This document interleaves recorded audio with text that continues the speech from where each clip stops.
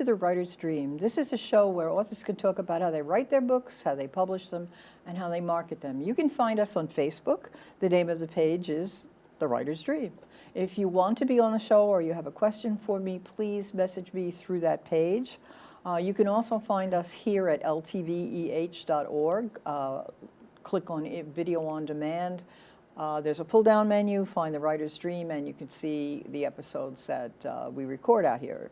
You can find us on YouTube. Just search my name, my full name, Linda Maria Frank. I am the author of Annie Tillery Mysteries, and then click on the videos, and there are about 150 interviews now. So if you are a reader or a writer and you're interested in the process or finding some really good books, especially from local authors right here on Long Island, please visit the YouTube channel.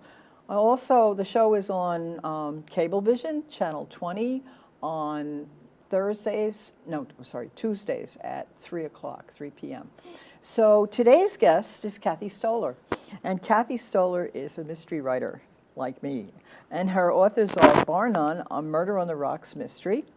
Coming out soon is Nick of Time and Out of Time. And then she has an award-winning short story, The Colucci Kings of Queens. Yes. And we're going to ask you where that name came from eventually. So every author takes a journey to get to where you are. You're a published author. You're an award-winning, almost famous, you will be after the show, author. So tell us a little bit about what brought you to being a successful published author. Well, when I was a little girl, I wanted to be a spy, but since I didn't think that that was going to actually happen, I started reading all those books, John le Carré and Helen McGinnis and Ian Fleming, and I love them. And then I moved on from that to mysteries and things, thrillers, books like that. So I always had that in the back of my head that I would someday like to, if I couldn't be the spy, maybe I could write about this spy or something thrilling. You create your imaginary friend, which was the hero in your spy book. Yes. So that started it. And from my profession, I was an advertising copywriter, a creative director, so I did write all the time. But of course, you write 30-second TV commercials or 60-second radio commercials. But they're also very creative. Yes, they're very creative, and it's really fun to write a great headline and 2 paragraphs of copy that go with it. Far cry from writing a whole book. Mm-hmm. But at some point, I decided I really wanted to do this, and I took a class at Marymount Manhattan College called How to Overcome Your Fear of Writing Your Novel. So it was worthwhile. I got a lot of good information from the class and from the feedback, and just started from there. Yeah, your story is similar to mine in that when I decided that I was going to write a book, it was, what do I know about writing a book?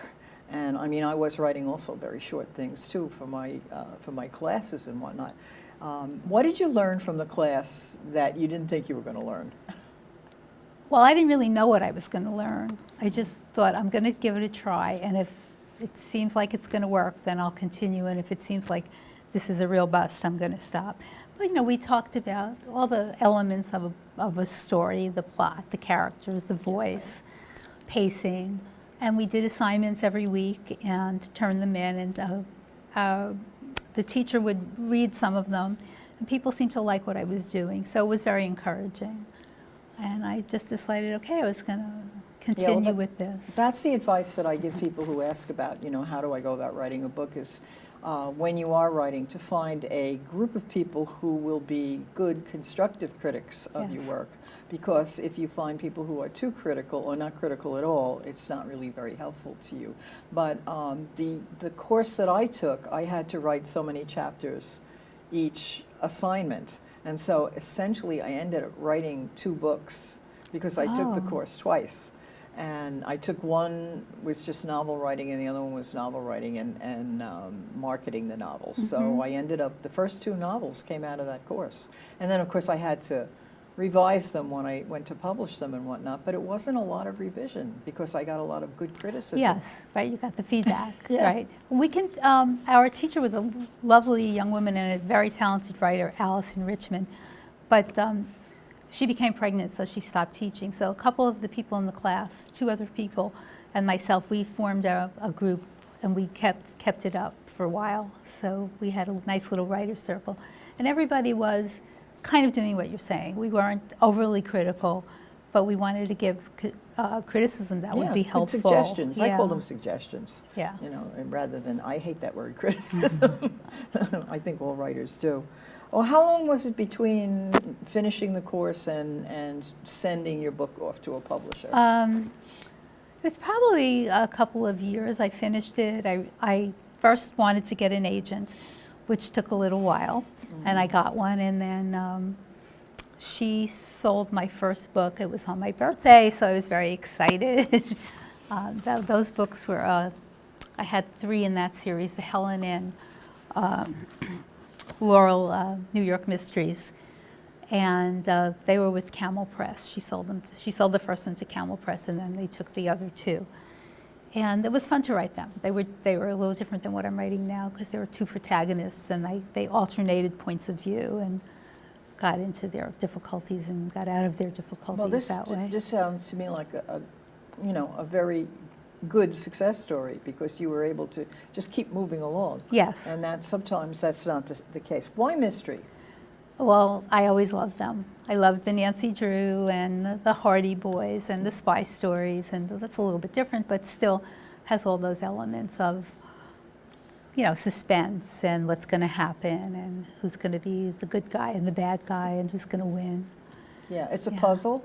It is a puzzle. And it's most of the time, not all of the time, but most of the time, at the end, the bad guy gets his... Most of the time. Bad girl gets their comeuppance. Most of and the that's time. It's somehow satisfying. And I like to be in that state of fear and suspension, as long as it has nothing to do with me. And it's the characters. Yeah. Speaking of Nancy Drew, did you know that Nancy Drew really didn't love Ned Nickerson, her boyfriend? No. She was really in love with Joe Hardy. Oh, really? They crossed over, huh? That would make... That would be good. So you have an award-winning short story, though, and I love this title, the Colucci Kings of Queens. Where'd that come from? Well, my husband's family plays this card game called Colucci, and it really wasn't the men in the family that played it. My mother-in-law and her sisters played it, and they taught my daughter when she was little to play. And I just always liked that idea, and then I decided to use it as a stopping off point for the story, but I made it the 2 grandpas, and I made the person, a young man that they were teaching and sort of terrorizing, because they scared him all the time with what they were going to do to cheaters and such. Oh. So it was a very fun story to write. And how do you find writing? Is it easier or better or more fun to write a short story than a novel, or which? Well, it's easier, I Yeah. think, because you don't have, you're not going to spend a year on it. Hopefully, you'll have an idea and you'll work it out, and it has to be quicker, because you're only going to write maybe between 2,500 and 5,000, or longer short story, like maybe up to 8,000 words.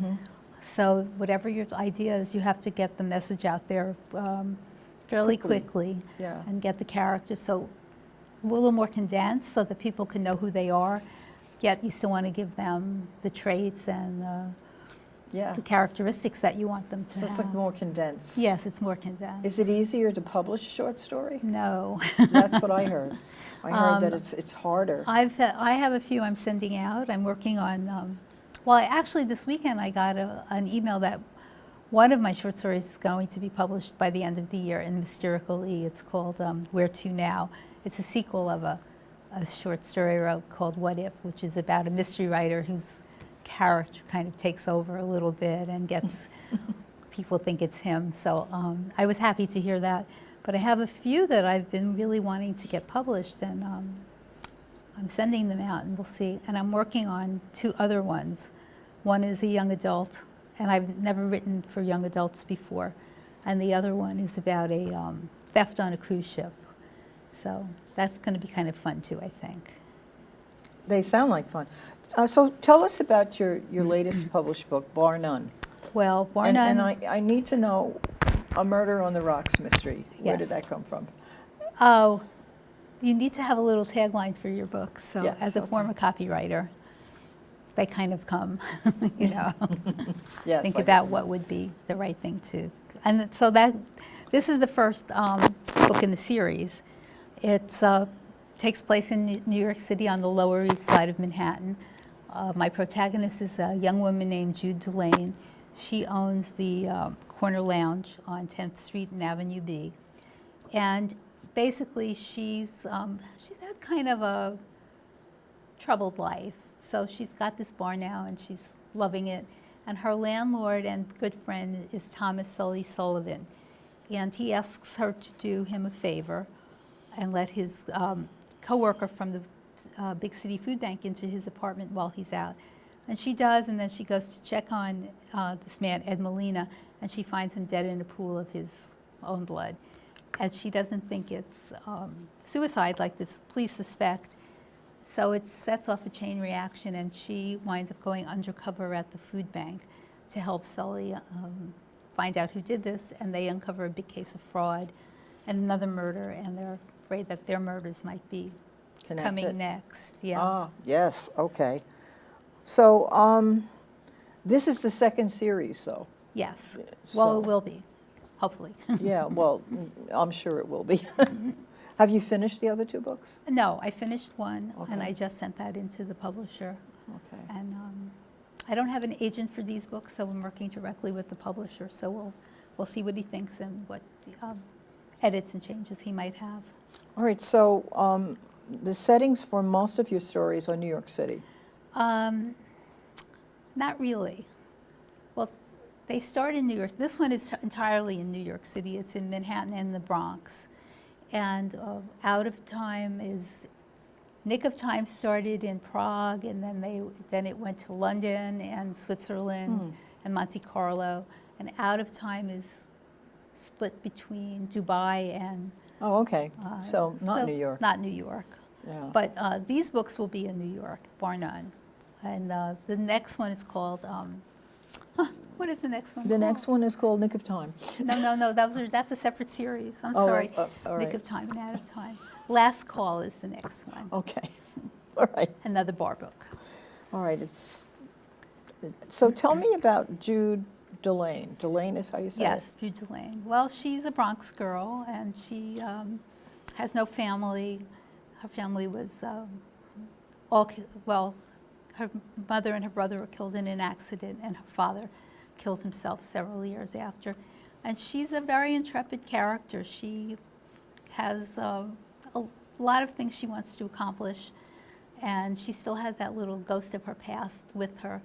So she's trying to work all through that, and her bar, and she's very active, you know, with the customers and her friend Sully, and of course she's willing to help him because he's almost like a father figure to her.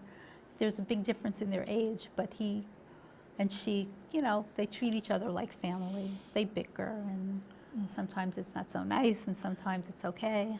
And he's the one who gets murdered. No, he doesn't get murdered. Okay, He doesn't get that's murdered. good. His coworker, Ed Molina, gets murdered. That's what Okay. starts off the story. All right. Excuse me. So is she based on anyone that you know, or? Not really. I mean, she's a little bit based on, you know, a young woman her age that I might have known, and I don't know anybody exactly with the same kinds of past that she has, but she's not really based on anyone. It's kind of just from my imagination. Well, I think it's important when you have a character Excuse me. that you need to get into their heads. Oh, yes. And not only do you need to get into their heads, but you also have to make them likable at the same time. Because if you don't make a character in a series, your main character, likable, I don't think people will read the book. So what's likable about her? She's loyal, and she's good-hearted, and she's friendly. She's could also be a little standoffish with some of her customers, but to her friends, she's very loyal. Okay, so now, research. Oh, well, Because research is fun. you know, I was thinking in the beginning that the books take place in New York City, and I know you live in New York City, so you know the city. But now you're telling me that you've gone to Prague and Dubai and all these places. So one of my books is set in, I have 4 of them, and the 4 of them are all set in places I know very well, but one is set in Turkey. And I really had to go there, because if I didn't go there, I really didn't think I would get the flavor of the place. So how did you do your research? Well, we actually did go to all of those places. The only place I haven't been that I write about is Monte Carlo. But I've been to Prague, and I've been to London and Zurich, and in that book. And Dubai. And Dubai for the second book. And Kentucky is Dubai and Kentucky, because it's about horse racing, part of it. And so that it alternates between those 2 cities. So yeah, it's great to go, because you do get the flavor of the... And you can take it off on your income Yes. tax. Yeah, I know. I took lots of pictures, and one of the important things for me in my book was that the language, the Turkish language, was so different from any languages I'm used to that I really couldn't come up with names for my characters. So while I was there, every person I met, I wrote their name down, and so I could use, I didn't use their name per se, but I would use the last name, or recombine first and last names, because that was difficult. And also like street signs and things like that, because there's a couple of car chases in the book, so you have to talk about the traffic. Right. Yes, and you want to get it right, because I hate when in a book, if you're reading, and it will be like, they were driving up 2nd Avenue. No, they were not. No, they were driving they were down down 2nd Avenue. Yeah. Things like that. I mean,